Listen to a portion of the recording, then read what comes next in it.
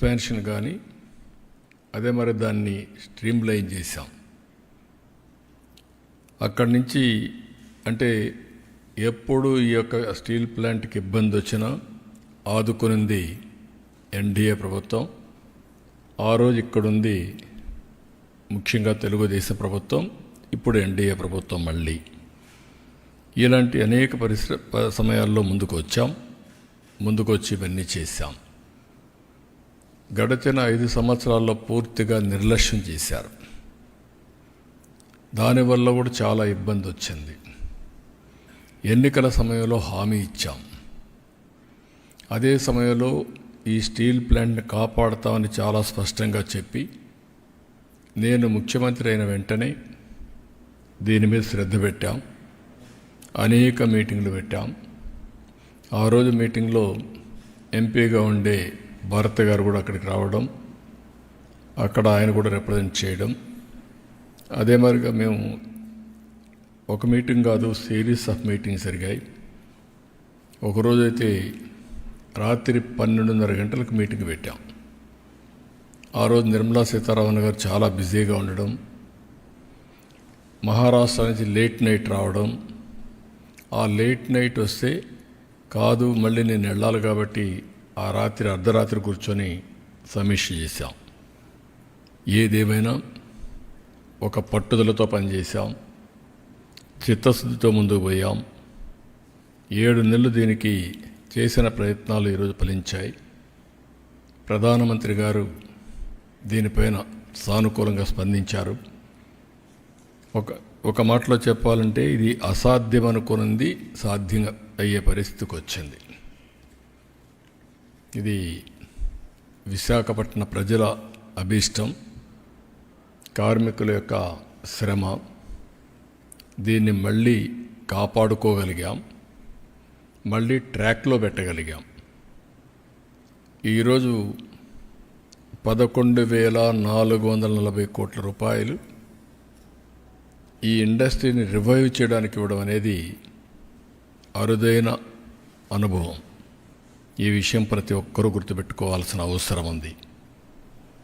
అదే సమయంలో నేను విశాఖపట్నంలో పనిచేసే కార్మికులకు అందరికీ విజ్ఞప్తి చేస్తున్నా, మనందరి బాధ్యత, మన మీద పెట్టుకున్న నమ్మకాన్ని మనం కాపాడుకోవాల్సిన బాధ్యత మన మీద ఉంది. నేను ఆ రోజు కూడా చాలాసార్లు చెప్పాను, ఈ ఫ్యాక్టరీని మళ్ళీ రివైవ్ చేస్తాం, మంచి ప్రొఫెషనల్ మేనేజ్మెంట్ పెట్టుకుంటాం. దీనికి కావలసిన వనరులన్నీ కూడా ఐరన్ ఓర్ అవన్నీ కూడా ఏ విధంగా సమీకరించాలో సమీకరించుకుంటాం. ఎన్ఎండిసి ఏ విధంగా చేయాలని అన్నీ వర్కౌట్ చేస్తాం. వర్కౌట్ చేసి దీన్ని ఒక బలమైన సంస్థగా తయారు చేయడానికి ముందుకు పోతాను ఒక హామీ ఇచ్చాం. 20,000 ఎకరాలు ల్యాండ్ ఉంది, పెద్ద ఆస్తిది. ఎక్కడ ఏ స్టీల్ ప్లాంట్ కూడా ఇంత పెద్ద ల్యాండ్ ఉండడం ఎక్కడా జరగలేదు. విలువైన ల్యాండ్ ఉంది. అలాంటి మంచి ల్యాండ్ ఉన్నప్పుడు అందరం కానీ కలిసి కష్టపడితే దీన్ని రివైవ్ చేస్తాను. నేను కూడా శ్రద్ధ పెడతాను. దీన్ని రివైవ్ చేసి మళ్ళీ కేంద్రం చేసే నిర్ణయం కూడా సరైన నిర్ణయం అని వాళ్ళు కూడా ఆనందించే విధంగా మనం చేయాల్సిన అవసరం ఉంది. దానికి అందరూ కూడా ముందుకు రావాల్సిందిగా మరొక్కసారి కార్మికులకు విజ్ఞప్తి చేస్తున్నా. మేనేజ్మెంట్ కూడా కేంద్రం ఇమీడియట్గా మంచి ఒక ప్రొఫెషనల్ మేనేజ్మెంట్ వేయాలి. సమర్థుడిని తీసుకురావాలి, సీఈఓగా తీసుకొచ్చి దాన్ని ఏ విధంగా చేయాలో అన్నీ చేయడానికి ముందుకు పోతాం. ఈరోజు మీరందరూ ఒకసారి చూస్తే 7 నెలలు అసాధ్యమైన పనులన్నీ కూడా చేసుకుంటూ వచ్చాం. నేను కూటమి ఎన్డీఏ ఎలక్షన్ మేనిఫెస్టోలో నేను చాలా స్పష్టంగా చెప్పాను. ఏదైతే ఎలక్షన్ మేనిఫెస్టోలో చేసిన పనులన్నీ కూడా చెప్పిన అన్నీ కూడా ఒకటి చేసుకుంటూ వచ్చాం. అమరావతి ఏకైక రాజధానిని చెప్పాం. అమరావతికి 15,000 కోట్ల రూపాయలు కేంద్రం ఈఏపీ ప్రాజెక్టుల ద్వారా డబ్బులు ఇప్పించారు. అదే సమయంలో అవన్నీ కూడా గ్రౌండ్ అయ్యే పరిస్థితికి వచ్చింది.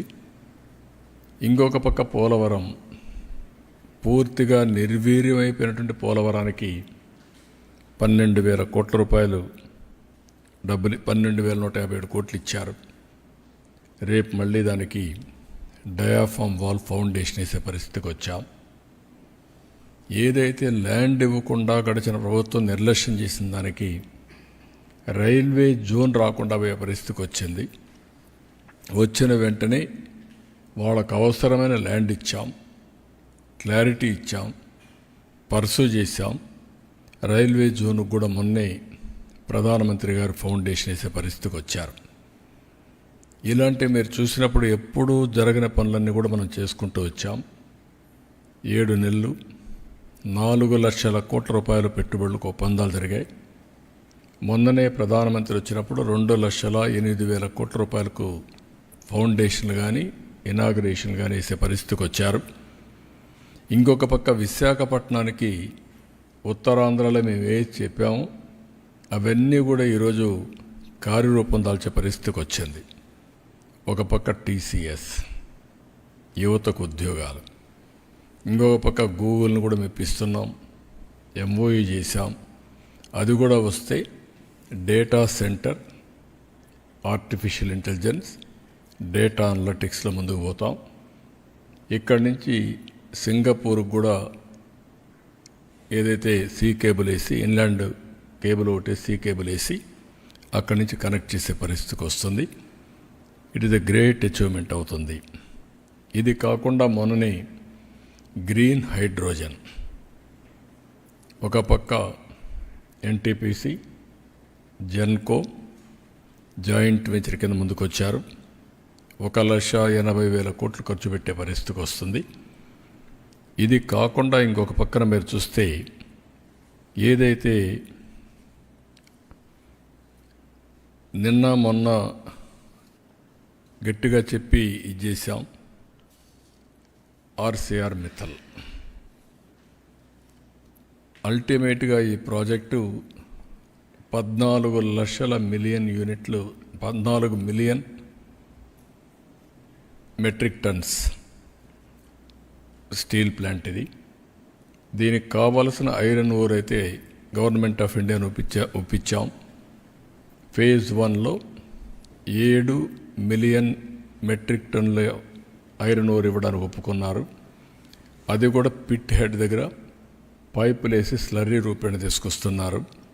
ఇది నక్కపల్లి దగ్గర తొందరలోనే ప్రారంభం అవుతుంది. ఈరోజు రేపు ఎంఓయూ చేస్తున్నాం. ఆ ఎంఓయూ అవుతానే పని కూడా ప్రారంభిస్తారు. ఒక స్టీల్ సిటీ వస్తుంది. ఒక పక్క గూగుల్ మొత్తంగా డేటా సెంటర్ రావడం, ఇంకొక పక్కన మీరు చూస్తే ఆర్సీఆర్ మిత్తల్ ఈ ప్రాజెక్ట్ వస్తే విశాఖపట్నం, అనకాపల్లి మొత్తం కలిసిపోయే పరిస్థితి వస్తుంది. One of the best project ఇది కూడా రాబోతుంది.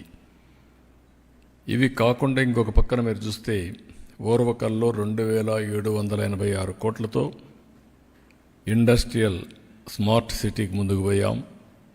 కొప్పర్తిలో ఇండస్ట్రియల్ స్మార్ట్ సిటీకి 2,137 కోట్లు అక్కడ కూడా మొన్నే శాంక్షన్ అయింది. ఇంకో పక్క నక్కపల్లిలో ఈ స్టీల్ సిటీయే కాకుండా 14,000 కోట్ల పెట్టుబడులతో ఒక ఫార్మా సిటీ వస్తుంది, బల్క్ డ్రగ్ పార్క్ వస్తుంది. దీనివల్ల ఒక 70,000 మందికి ఉద్యోగాలు వచ్చే పరిస్థితికి వస్తాయి. ఇలాంటివన్నీ కూడా మీరు ఒకసారి చూసినప్పుడు ఇంకొక పక్కన మీరు చూస్తే ఒక 55,000 కోట్ల రూపాయలతో నేషనల్ హైవేస్ అన్నీ కూడా రాబోయే 2-3 సంవత్సరాల్లో పూర్తి చేస్తున్నాం. ఇది కాకుండా ఔటర్ రింగ్ రోడ్డు ఉంది, అది కూడా వస్తే